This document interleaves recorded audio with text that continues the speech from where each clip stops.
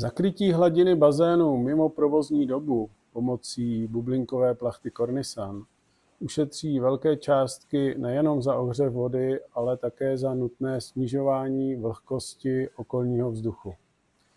Toto video má délku 1 minutu, během které je jednou osobou nasunutá a znovu srolovaná plachta o šíři 2 metry a délce 5 metrů. Bazén o velikosti 5x12 metrů je tak zakrytý za pouhé 3 minuty. Stejnou dobu trvá jeho odkrytí a uložení plachet mimo bazén.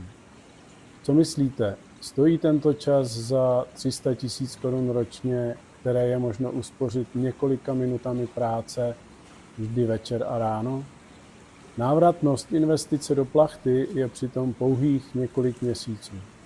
Energie jsou drahé, pokud je chcete šetřit, ozvěte se.